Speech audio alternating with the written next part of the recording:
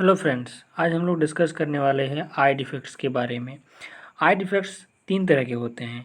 Myopia, जिसे कहते हैं नियर साइटेडनेस। सेकंड नंबर में है हाइपरमेट्रोपिया, जिसे कहते हैं फार साइटेडनेस। और थर्ड है प्रेस बायोपिया। तो फर्स्ट हम पढ़ेंगे मायोपिया के बारे में। मायोपिया, जिसको हिंदी में बोलते हैं निकट दृष्टि दोष। इसका मतलब होता है कि जो पर्सन है वो देख सकता है नियर बाय ऑब्जेक्ट्स को, है ना, लेकिन नहीं देख सकता डिस्टेंस ऑब्जेक्ट को। मतलब सामने की चीज़ को वो ठीक से देख तो पाएगा लेकिन दूर की वस्तु को नहीं देख पाएगा। एक्चुअली होता क्या है कि दूर की जो वस्तु है उससे पैरेलल रेज आती है। जो रेज है वो पैरेलल रेज है। पैरेलल रेज जो होती है वो रेटिना पर उसका इमेज ना बन करके रेटिना से पहले ही बन जाती है ना। Image of distance object is formed before the retina. Retina से पहले ही बन जाती है। यहाँ देख रहे हैं, रेटिना से पहले ही बन गया। यहाँ बनेगा तो ही हम देख पाएंगे, लेकिन बन रहा है यहाँ।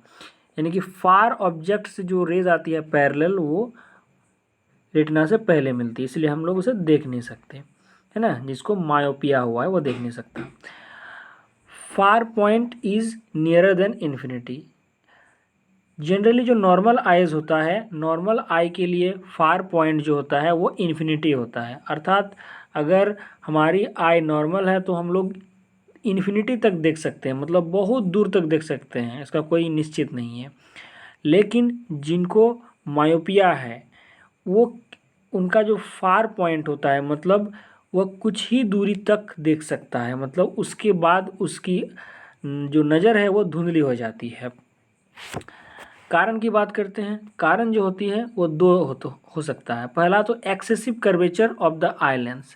एक्सेसिव कर्वेचर का मतलब होता है कि आई लेंस जो होगा वो सिकुड़ जाएगा, मतलब आई लेंस मोटा हो जाएगा। ठीक है, आई लेंस मोटा हो जाएगा।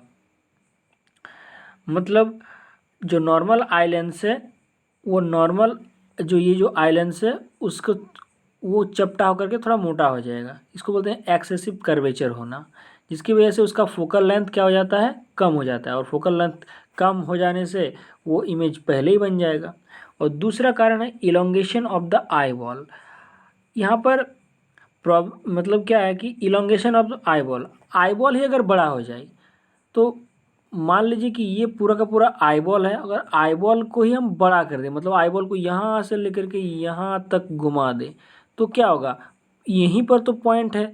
अगर हम इसको बड़ा कर दें तो क्या होगा कि रेटिना हमारा यहाँ आ जाएगा, तो यहाँ पर तो इमेज बनेगा नहीं, इमेज तो बन रहा है यहाँ पर। तो आईबॉल के बड़ा होने पर क्या होता है, इमेज रेटिना पर बन नहीं पाता है, जिसकी वजह से हम देख नहीं पाते हैं सही से। ठीक है, इसका ट्रीटमेंट क्या है। ट्रीटमेंट है कि concave lens of suitable power. Suitable power का कॉन्केव लेंस यूज़ किया जाता है। ये क्या करता है, दूर से आते हुए लाइट को डाइवर्ज कर देता है, दोनों डायरेक्शन में डाइवर्ज कर देता है, जिससे कि डाइवर्ज करने से उन वो जो नज़दीक में जो क्रॉस कर रहा था रेज, वो जा करके दूर में जाके क्रॉस कर, क्योंकि डाइवर्स करके देख रहे हैं, डाइवर्स कर रहा है, ये भी डाइवर्स कर रहा है, इसका एंगल थोड़ा सा बड़ा हो रहा है एंगल, है ना। तो डाइवर्स करने से ये रेटिना पर फोकस होता है, जिसकी वजह से हम उसे देख पाते हैं। ठीक है, अब आते हैं सेकेंड डिजीज़ की आई का, जिसे कहते हैं हाइपरमेट्रोपिया, जिसको फार साइटेडनेस बोलते हैं।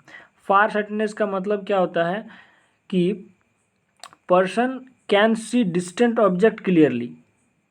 मतलब जो नाम है उसका बिल्कुल उल्टा है। दूर की वस्तुओं को पर्सन क्लियरली देख सकता है लेकिन can not see nearby object distinctly. मतलब नियर बाय ऑब्जेक्ट को वह ठीक से नहीं देख सकता, मतलब दूर को देख पाएगा लेकिन अगर नज़दीक लाएंगे तो वह उस चीज़ को नहीं देख पाएगा। वह इस ऐसे व्यक्ति में नियर पॉइंट जो होता है 25 सेंटीमीटर, है ना, से भी ज़्यादा हो जाता है।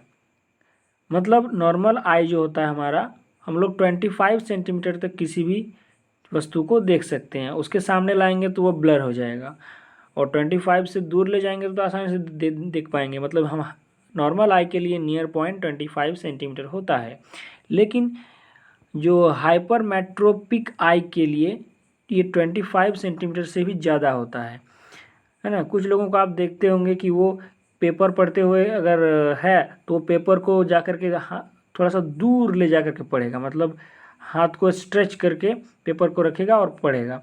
तो ऐसे लोगों को इस तरह की बीमारी है, क्योंकि वो 25 सेंटीमीटर की डिस्टेंस को ठीक से मतलब 25 सेंटीमीटर की दूरी में भी वो देख नहीं सकता, उसको और दूर चाहिए। किसी का 26 या 27 सेंटीमीटर हो सकता है, या 30 भी हो सकता है।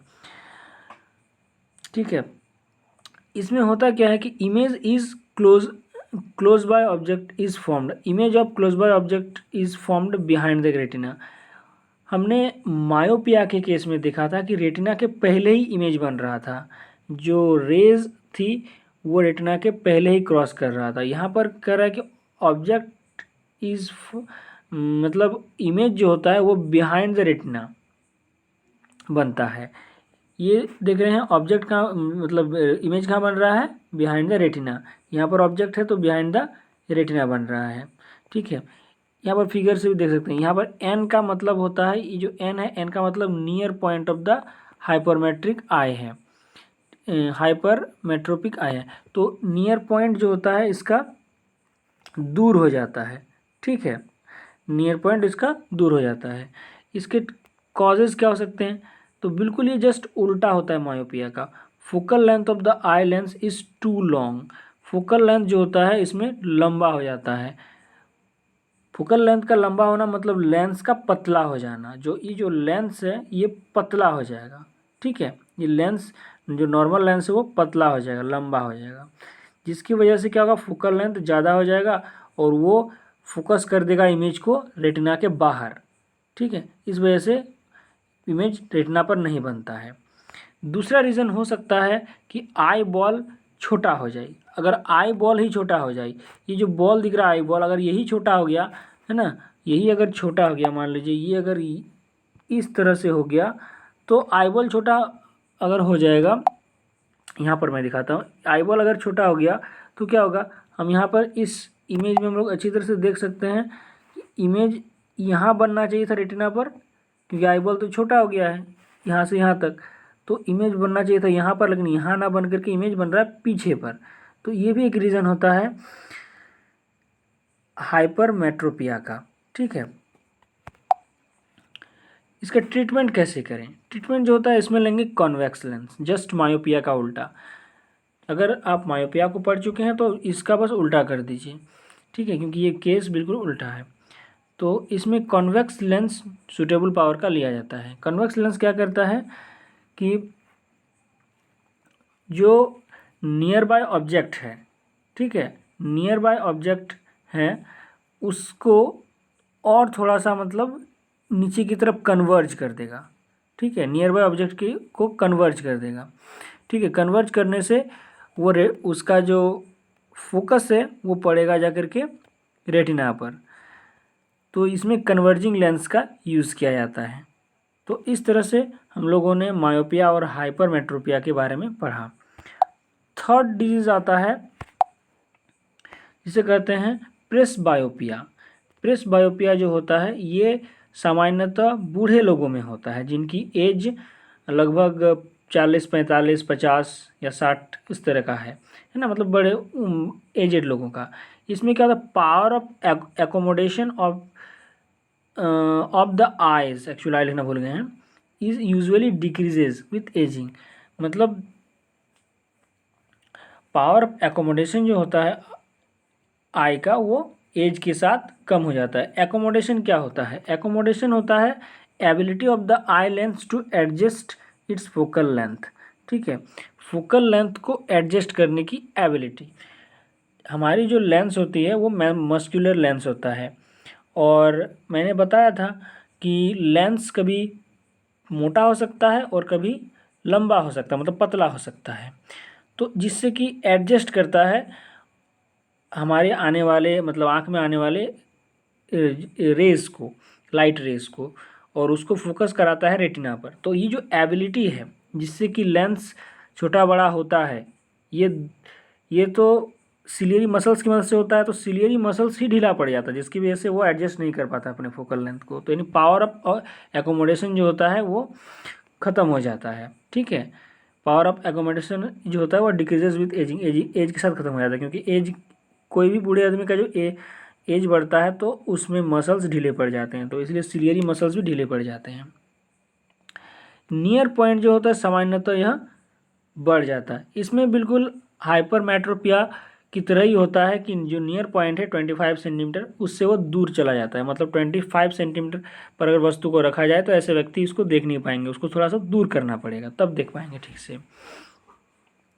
ठीक है, कॉजेज़ क्या है इसमें? कॉज मैंने बताया कि ये सिलियरी मसल्स जो होते हैं वो क्या हो जाते हैं, कमज़ोर हो जाते हैं। Weakening of the ciliary muscles and diminishing flexibility of the eye lens, मतलब आई लेंस का जो फ्लेक्सिबिलिटी है, आई लेंस का फ्लेक्सिबिलिटी समझते हैं, जो आई लेंस होता है हमारा जो आई लेंस होता है इसकी जो फ्लेक्सिबिलिटी है ना, कभी चपटा कभी हो सकता है वो मोटा, तो चपटा और मोटा होने की जो फ्लेक्सिबिलिटी है वो बिल्कुल मतलब या फिर कम हो जाती है, जिसकी वजह से वो एडजस्ट नहीं कर पाता है, एकोमोडेट नहीं कर पाता है और रेटिना पर उस लाइट रेज को फोकस नहीं कर पाता है एज के कारण। ठीक है, पर और कभी कभी इसमें देखा जाता है कि लोगों को दोनों तरह के प्रॉब्लम हो जाता है, मायोपिया और हाइपरमेट्रोपिया। मतलब ऐसे बूढ़े लोग क्या होते हैं, ना तो नज़दीक की वस्तु को ठीक से देख पाते हैं और ना ही दूर की वस्तु को। मायोपिया में वो दूर की वस्तु को ठीक से देख नहीं पाएगा और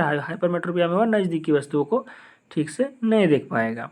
ठीक है, तो इसका ट्रीटमेंट क्या है? ट्रीटमेंट बिल्कुल है, क्योंकि मैंने यहाँ बताया कि मायोपिया और हाइपरमेट्रोपिया दोनों है, तो दोनों के लिए इसके लिए दोनों लेंस का यूज़ करना पड़ेगा, जिसको बोलते हैं बाईफोकल लेंस। तो ट्रीटमेंट करेंगे उसको बाईफोकल लेंस से, बोथ कॉन्केव एंड कॉन्वेक्स। ठीक है, यहाँ पर मैंने पिक्चर में क्लियर दिखा दिया गया है कि जो चश्मा दिया जाता है ऐसे लोगों को, तो ऊपर इसमें दो पार्ट होता है। ऊपर वाले चश्मे का जो पार्ट होता है वो कॉन्केव लेंस का बना होता है और नीचे वाला पार्ट कॉन्वेक्स लेंस का बना होता है। तो इस तरह के चश्मे के उपयोग से दोनों तरह का जो प्रॉब्लम है, मायोपिया और हाइपरमेट्रोपिया, जिसको मिलाकर बोलते हैं प्रेस बायोपिया, इसको ठीक किया जा सकता है। आशा करता हूँ कि आपको ये वीडियो बहुत ही अच्छा लगा होगा। अगर अच्छा लगा हो तो आगे की वीडियो ज़रूर देखें।